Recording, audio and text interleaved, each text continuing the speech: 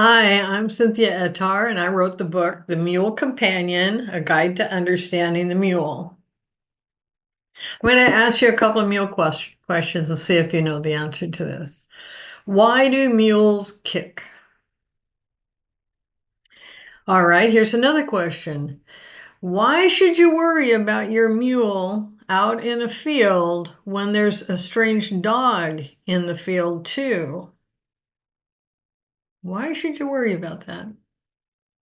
All right, is this an old wives' tale or is this truth? That a gray mare, horse mare, is the mule's favorite equine, one that it bonds to more than any other equine. Is that truth or is that an old wives' tale? Well, you pick up my book and you'll read about all of this and you'll know the answer to these questions. So the book itself was started in 1993 with the first edition. We're now in the fourth edition, and it's been really a good selling book. People love this book in the mule world. Now it's a book for beginners who don't know much about mules at all. It's a book for the advanced, where old mule men think they know everything. I bet you they're going to find something in this book that they don't know. But they'll never say that. So, and everybody in between, especially like horse owners that are used to riding horses. And they keep seeing these long ears around and admiring what they can do. So this is a book for them too, to make that transition from horses to mules. The reason that I wrote it is because there wasn't much information out there in 93 about mules. And what I saw in training mules, I mean, I love to train mules. Mules are so smart that the minute you get into the field with them, they've got you figured out already.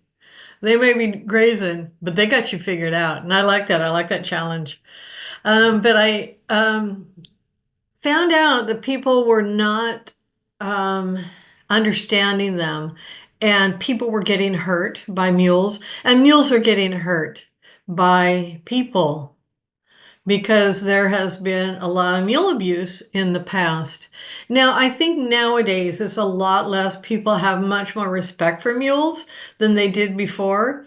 So it's and maybe contributing to my book and other books that have been out there to teach people how they think, because they think differently. When I first learned about mules, they were these little colts that were next to their Belgian mamas, horses, and they wouldn't act like a regular colt would.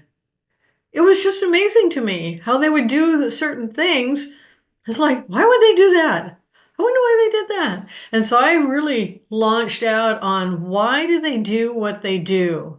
I learned about the donkey. They get traits from the donkey, which their father is a donkey, and the mother is a mare horse. And those two characteristics, they end up with a hybrid that is smarter than both their parents. So this book has something about training for mules and understanding the idiosyncrasies of mules and some mule gossip, which is like I've got that from a bunch of old mule men through the years that they say, oh, mules are like this. And so I started gathering those and put those into a chapter. But I've also got things on the history of mules. I got a chapter on buying a mule, what to look for. I have a chapter on taking care of a mule, housing a mule, feeding a mule, breeding for a mule, which is a horse mare and a jack donkey, and what to look for in both of those, and how to get color out of a mule. Well, I should say some things that people have said that work. I'm not going to guarantee anything. Getting color in a mule is a lot harder than you'd think it would be. And just a lot of basic information that is good for any level of people interested in mules. So please pick up the book, The Mule Companion, A Guide to Understanding the Mule. There's probably somebody in your family or friends that have had mules or have an interest in mules. So here you go. This gives them something very, very valuable because when people have experiences with a good mule, they really go back to a horse.